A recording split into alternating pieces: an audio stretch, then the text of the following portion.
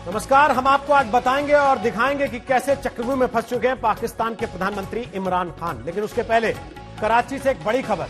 ऐसे वक्त में जब कराची में राजनीतिक उथल पुथल की स्थिति है, वहां की एक बिल्डिंग में हुए धमाके से अफरा तफरी मच गई। अभी यह साफ नहीं हुआ कि यह धमाका गैस सिलेंडर फटने से हुआ या फिर बम ब्लास्ट था, लेकिन धमाके में 5 लोगों की मौत हो चुकी है, जबकि 20 लोग जख्मी हो गए हैं। यह धमाका इतना जबरदस्त था कि 2 मंजिला इमारत को काफी नुकसान हुआ और उसका मलबा पूरे इलाके में बिखर गया। माना जा रहा है कि मलबे में भी कुछ लोगों के दबे होने की आशंका हो सकती है। पाकिस्तान में राजनीतिक तौर पर जिस तरीके की खींचतान चल रही है, उसके बीच इस धमाके ने हालात को और चिंताजनक बना दिया। तो पाकिस्तान इस वक्त बेहद मुश्किल दौर से गुजर रहा है। दिनों दिन सियासी संकट गहराता जा रहा है। खुद प्रधानमंत्री इमरान खान भी समझ नहीं पा रहे कि विरोधी ताकतों से निपटें तो कैसे। वो ऐसे चक्रव्यूह में फंस गए हैं जहां से निकलने का रास्ता उन्हें नजर नहीं आ रहा। मोदी की कामयाबी की दुआएं मांगो तुम, मोदी से बात करने के लिए मरे जाओ तुम। जब नरेंद्र मोदी ने बार बार स्टेटमेंट्स दी कि हमें नवाज शरीफ पसंद है, लेकिन हमें जो पाकिस्तान का आर्मी चीफ है वो दहशतगर्द है। एक तरफ पाकिस्तान में सत्ता की कुर्सी पर परेशान इमरान खान बैठे हैं, तो दूसरी तरफ इमरान के खिलाफ चल रही है विपक्ष की लामबंदी। महज 2 साल 3 महीने हुए हैं इमरान के सत्ता संभाले, लेकिन चक्रव्यूह का ऐसा शिकंजा कसता जा रहा है कि इमरान के अकल ठिकाने आ गए। चक्रव्यूह का एक छोर संभाल रही है मरियम नवाज, दूसरे हिस्से पर खड़े हैं बिलावल भुट्टो, तीसरी तरफ सेना भी बड़ी चुनौती बनती जा रही है। तो वहीं चौथी ओर सिंध प्रांत की पुलिस ने भी चैलेंज कर दिया है। इमरान के लिए चक्रव्यूह का ये संकट गंभीर है, क्योंकि मुश्किलें लगातार बढ़ती जा रही हैं। विपक्षी दलों का पाकिस्तान डेमोक्रेटिक मूवमेंट नाम का गठबंधन एक्शन में है। इमरान ने अगस्त 2018 में सत्ता संभाली थी। तब उन्होंने पाकिस्तान को बदल डालने का वादा किया था, आतंकवाद के खात्मे का वादा दुनिया से किया था। लेकिन सेना के इशारे पर चलने वाली सरकार के खिलाफ अब मोर्चेबंदी मजबूत होने से लाचार होने लगी। गरीब आवाम से तुमने रोटी क्यों छीनी? जरा आओ और बताओ आवाम को कि गरीब आवाम से तुमने रोजगार क्यों छीना? आओ बताओ आवाम को कि बीमारों से तुमने दवाएं क्यों छीनी? 18 अक्टूबर का कराची में उमड़ा जन सैलाब उसी गुस्से का नतीजा है।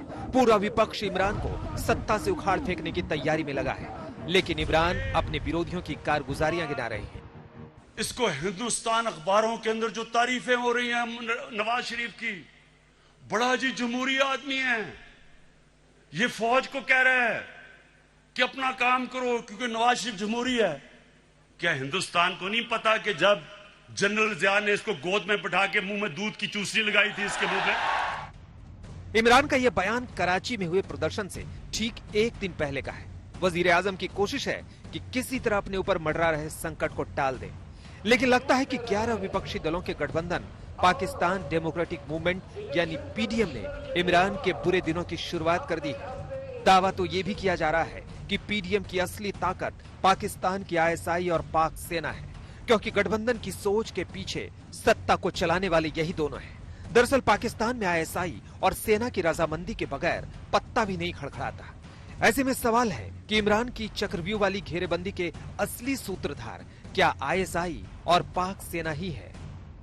वैसे तो पाक सेना प्रमुख जनरल बाजवा को इमरान का करीबी माना जाता रहा है, लेकिन इन दिनों समीकरण बदले बदले से दिखते हैं।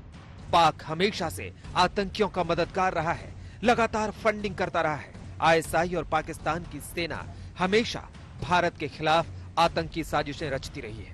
ऐसे में इमरान की एक और मुश्किल है। FATF financial action task force ने इमरान सरकार को 27 एक्शन प्लान बताए थे, जिनमें से अब तक 6 पर अमल नहीं हुआ। ऐसे में फिलहाल पाकिस्तान के ग्रे लिस्ट से बाहर आने की उम्मीद नहीं है। आज से हो रही FATF की बैठक में कुछ कड़े फैसले लिए जा सकते हैं। मतलब ये कि इस मोर्चे पर इमरान का संकट फिलहाल कम होने वाला नहीं है। आज तक ब्यूरो। पाकिस्तान में भारी उथल पुथल के हालात हैं। एक तरफ विपक्ष के हंगामे से पीएम इमरान खान की नींद उड़ी है, दूसरी तरफ सिंध पुलिस की बगावत पाक आर्मी चीफ जनरल बाजवा की किरकिरी करा रही है।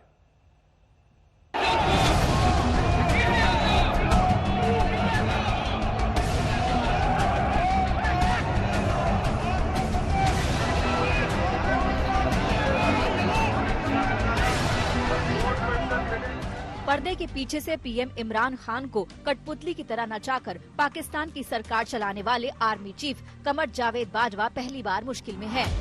हुकूमत को मोहरे की तरह इस्तेमाल करने वाली पाकिस्तानी आर्मी को पहली बार बगावत का सामना करना पड़ा है।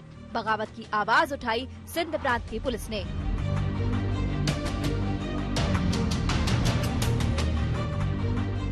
जरा सोचिए उस देश का हाल जहां सेना की करतूतों के खिलाफ एक प्रांत की पुलिस का आईजी छुट्टी पर जाने का ऐलान कर दे। जरा सोचिए उस राज्य की पुलिस के मनोबल का हाल जहां अपने कप्तान के अपमान के खिलाफ तकरीबन सभी बड़े अधिकारी भी छुट्टियों के लिए आवेदन कर रहे हैं। जी हां, ऐसा पाकिस्तान जैसे देश में ही संभव है जहां जमहूरियत रोजाना फौजी बूटों के तले रौंदी जाती है। अब जरा इस पूरी कहानी को ठीक से समझिए। पाकिस्तान में सेना के खिलाफ सिंध पुलिस की बगावत की कहानी इन तस्वीरों से शुरू होती है। 18 अक्टूबर को कराची में 11 दलों के विपक्षी गठबंधन की विशाल रैली हुई थी, जिसमें PMLN की मरियम नवाज शरीफ ने इमरान पर आरोपों की बौछार कर दी थी।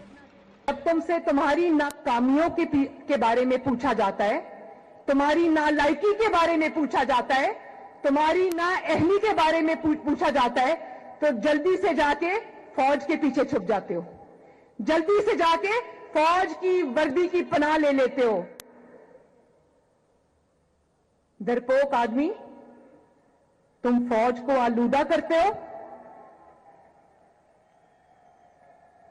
तुम फौज पर उंगलियां उठाने वालों को तकवीयत देते हो। इस रैली में मरियम के पति रिटायर्ड कैप्टन मोहम्मद सफदर भी शामिल हुए थे। रैली के बाद कराची के होटल से उसी रात पुलिस ने नवाज शरीफ के दामाद मरियम के पति सफदर को गिरफ्तार कर लिया था। मरियम का आरोप है कि पुलिस दरवाजा तोड़कर होटल में घुसी थी और सफदर को गिरफ्तार करके ले गई। मरियम का ये ट्वीट देखिए। कराची के जिस होटल में मैं रुकी थी, पुलिस दरवाजा तोड़कर मेरे कमरे में घुसी और कैप्टन सफदर को गिरफ्तार करके ले गई। सफदर तो बाद में जमानत पर रिहा हो गए, लेकिन इस गिरफ्तारी को लेकर सेना और सिंध पुलिस आमने सामने आ गई। दरअसल आरोप है कि पाकिस्तानी सेना ने सिंध प्रांत की पुलिस पर बेजा दबाव बनाकर जबरन सफदर की गिरफ्तारी कराई थी। आरोप है कि इसके लिए सेना के अफसरों ने सिंध पुलिस के आईजी मुश्ताक महार को अगवा कर लिया था। उनसे जबरन शरीफ के दामाद सफदर के खिलाफ FIR पर दस्तखत लिए गए। सफदर के ऑफिस में ले जाके कहा गया कि ये जो अरेस्ट ऑर्डर्स हैं इनके ऊपर साइन करें, और जब उनको कहा गया कि अरेस्ट ऑर्डर्स पे साइन करें तो आईजी साहब ऑब्वियसली घबरा गए। उन्होंने कहा कि ये नहीं हो सकता, तो उन्होंने कहा आप अरेस्ट ऑर्डर्स पे साइन कर दें, गिरफ्तारी जो है वो हम रेंजर्स से करवा देंगे। और जब उनसे अरेस्ट ऑर्डर्स पे जबरदस्ती साइन ले लिए गए तो फिर उनको कहा गया अब गिरफ्तारी भी पुलिस करेगी। लेकिन पुलिस के पीछे ये सब थे जिनको लोगों ने अपनी आंखों से देखा है, सबने देखा है। सिंध में पाकिस्तान पीपल्स पार्टी की सरकार है, लिहाजा सिंध प्रांत की पुलिस में सेना की दखलंदाजी के खिलाफ PPP के चेयरमैन बिलावल भुट्टो जरदारी भी एक्शन में आ गए। कौन थे जिन्होंने हमारा आईजी के घर का सुबह सवेरे 2 बजे के बाद घेराव किया था? कौन थे वो 2 लोग जो आईजी के घर में गए और आईजी को कहां लेके गया था? सुबह 4 बजे।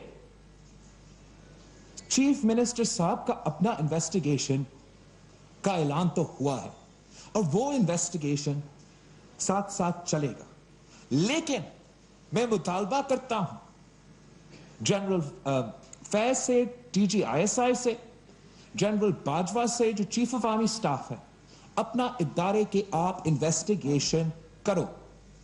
वो किस तरीके से इस सूबे में अपना काम कर रहे हैं।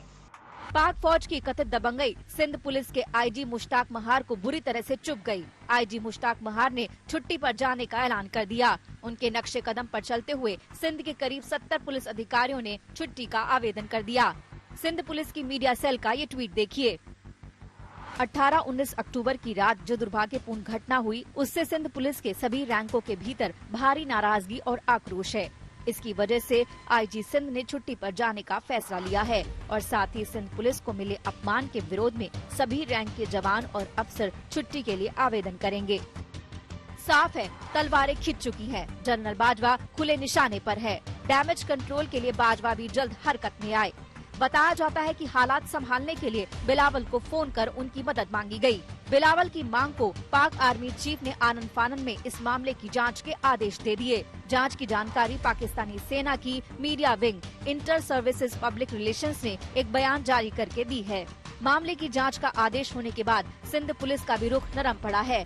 सिंध के आईजी अपनी छुट्टी टालने पर राजी हो गए हैं। उन्होंने अपने अफसरों को भी कहा है कि फिलहाल 10 दिन तक वो छुट्टी पर न जाएं। यानी फौरी तौर पर मामला तो संभाल लिया गया है, लेकिन ये भी सच है कि पाक फौज के खिलाफ बगावत की आग तो सुलग ही चुकी है। आज तक ब्यूरो।